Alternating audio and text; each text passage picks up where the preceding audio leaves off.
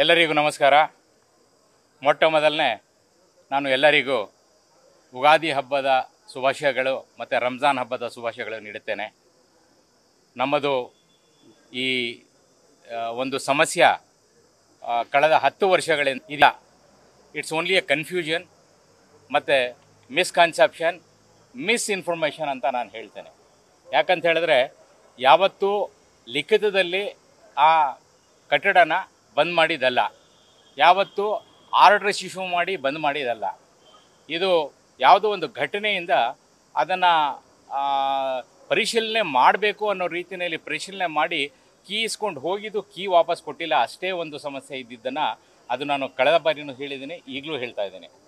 So ಇವತ್ತು ಆ ವಿಚಾರದಲ್ಲಿ ನಾವು ಸುಮಾರು ಸಲ ಡೆಪ್ಟಿ ಕಮಿಷನರು ಮತ್ತು ಪೊಲೀಸ್ ಕಮಿಷನರ್ ಮತ್ತು ಕ್ಯಾತ್ಮಂಡ್ಲಿ ಬ್ರದರ್ಸ್ ಅವರು ಎಲ್ಲರಿಗೂ ನಾವು ಮನವಿ ಮಾಡಿಕೊಂಡು ಒಂದು ಸೌಹಾರ್ದತೆಯಿಂದ ನಾವು ಇದನ್ನು ಒಟ್ಟಾಗಿ ಸೇರಿ ಒಳ್ಳೆ ರೀತಿಯಲ್ಲಿ ಮಾಡ್ಕೊಳ್ಳೋಣ ಅಂತ ಮನವಿ ಮಾಡ್ಕೊಂಡು ಬರ್ತಿದ್ದೋ.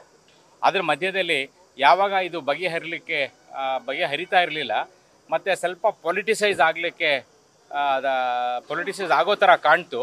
ಅಂಥ ಸಮಯದಲ್ಲಿ ನಮಗೆ ಒಂದು ಹಿರಿಯ ಅಧಿಕಾರಿ, ನೀವು ಇದನ್ನು ಕೋರ್ಟಿಂದನೇ ಒಂದು ಆದೇಶ ತಂದುಬಿಟ್ರೆ ಒಳ್ಳೆಯದು ಅಂತ ಹೇಳಿದ ಮೇರೆಗೆ ನಾವು ಅದನ್ನು ಉಚ್ಚ ನ್ಯಾಯಾಲಯಕ್ಕೆ ಒಂದು ರಿಟನ್ನು ಸಲ್ಲಿಸಿ ಅಲ್ಲೂ ಸಹ ಸುಮಾರು ಒಂದು 3 ವರ್ಷಗಳಿಂದ ಅದ್ರ ಬಗ್ಗೆ ಚರ್ಚೆ ಅನ್ನೊಂದಾಗಿ ಮೊನ್ನೆ ಏನು ಚರ್ಚೆ ಆಗಿದೆ, ಆ ಮೊನ್ನೆ ಚರ್ಚೆಯಲ್ಲಿ constitutional right, what right as per the constitution article 30 ಪ್ರಕಾರ ಒಂದು ಮದ್ರಸಾನ ಒಂದು ಇನ್ಸ್ಟಿಟ್ಯೂಷನ್ನ ನಡೆಸಬೇಕಾದ್ರೆ ಯಾರಾದರೂ ಅದನ್ನು ಅಬ್ಜೆಕ್ಟ್ ಮಾಡೋದು ಸರಿನಾ ಇಲ್ವೋ ಅನ್ನೋ ರೀತಿಯಲ್ಲಿ ಆ ಬೇಸ್ ಮೇಲೆ ಕೋರ್ಟ್ನಲ್ಲಿ ಒಂದು ಚರ್ಚೆ ನಡೆದಿದೆ. ಮತ್ತು ನಮ್ಮ ಡೆಪ್ಟಿ ಕಮಿಷನರ್ ಮತ್ತು ಪೊಲೀಸ್ ಕಮಿಷನರ್ ಅವ್ರಿಗೂ ಸಹ ಒಂದು ನಮ್ಮ ಕೌನ್ಸಿಲ್ ಮೂಲಕ ಒಂದು ಡೈರೆಕ್ಷನ್ನ ಕೊಟ್ಟಿದ್ದಾರೆ. ಆ ಡೈರೆಕ್ಷನ್ ಪರವಾಗಿ ಇವತ್ತು ಒಂದು ಸಭೆಯನ್ನು ಕರೆದಿದ್ದಾರೆ. ನಮಗೆ ತುಂಬಾ ಹೋಪ್ಸ್ ಇತ್ತು. ಅದು ಹೇಗೂ ನಮ್ಮ constitutional right as per article 30 ನಮ್ಮ ಒಂದು ಸಂಸ್ಥೆ ನಡೆಸೋದಿರಲಿ ಅಥವಾ ಇದನ್ನು ಯಾರೂ ತಡೆ ಮಾಡಲಿಕ್ಕೆ ಸಾಧ್ಯ ಇಲ್ಲ, ನಾವು ಸೌಹಾರ್ದತೆ ಅನ್ನೋದನ್ನು ಕಾಪಾಡಬೇಕಾಗ್ತದೆ ಅನ್ನೋ ರೀತಿಯಲ್ಲಿ ಹೇಳಿಕೊಂಡು ಒಂದು ನಂಬಿಕೆ ಇತ್ತು. ಬಟ್ ಆದರೂ ಸಹ ನಮ್ಮ ಬ್ರದರ್ಸ್ಗೆ ಇಷ್ಟು ವರ್ಷದಿಂದ ಬಂದಿದೆ, ಯಾರು ಒತ್ತಡಗಳಿದೆಯೋ ಏನು ಮನಸ್ಸಲ್ಲಿದೆಯೋ ಅವರು ಅಭಿಪ್ರಾಯನ ಅವರು ಕೊಟ್ಟಿದ್ದಾರೆ. ಬಟ್ ಇವತ್ತು ನಾವು ನಂಬ್ತೀವಿ, ನಮಗೆ 3ನೇ ತಾರೀಕಿಗೆ ಉಚ್ಚ ನ್ಯಾಯಾಲಯದಲ್ಲಿ ಇದೇ ಪ್ರಕರಣ ಇದೆ. ಅದ್ರ ಮುಂಚಿತವಾಗಿ ಏನು ನಮ್ಮ ರೈಟು, ನಮ್ಮ ಹಕ್ಕು ಆ್ಯಸ್ ಪರ್ ದ ಕಾನ್ಸ್ಟಿಟ್ಯೂಷನ್ ನಮ್ಗೆ ಏನು ಸಿಕ್ಕಬೇಕು ಅದು ಸಿಕ್ಕುತ್ತೆ ಅಂತ ಹೇಳಿ ಒಂದು ಭರವಸೆ ಇದೆ.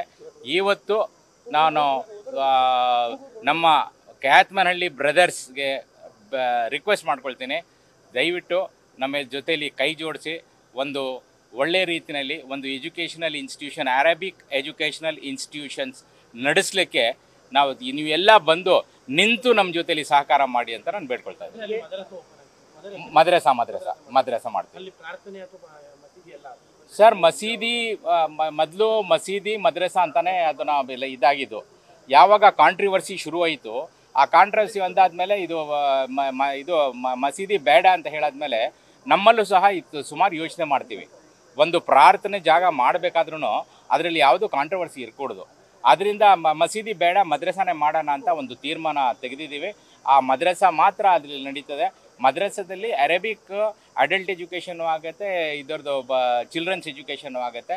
ಅದರಲ್ಲಿ ಒಂದು ಒಳ್ಳೆ ಸಿಟಿಸನ್ನು ಮತ್ತು ಅದ್ರ ಜೊತೆಯಲ್ಲಿ ನಮ್ಮಲ್ಲಿ ಅಸ್ರಿ ತಾಲೀಮ್ ಅಂತ ಹೇಳ್ತಾರೆ, ಅದಕ್ಕೆ ಕನ್ನಡ ಇಂಗ್ಲೀಷ್ ಅದಕ್ಕೂ ಒಂದು ಟೀಚರ್ ಇಟ್ಟು ಪಾಠ ಹೇಳಿ ಮುಂದೆ SSLC ಎಲ್ಲ ಅವರು ಭಾಗಿಯಾಗಬೇಕು ಅಂಥದ್ದು ಒಂದು over A period of 8 to 10 years ಅದನ್ನು ಸಹ ಮಾಡ್ತೀವಿ. It is definitely. ದುರ್ಘಟನೆ ಭೀ ಹಮಾರೆ ನಿವಾನ ಹೋಗಾ. ನನ್ನ ಹೆಸರು ಶೌಕತ್ ಪಾಷಾ, ನಾನು X corporate Mysuru. News first, ನಿರ್ಭೀತಿಯಿಂದ ನಿಮ್ಮ ಪರವಾಗಿ.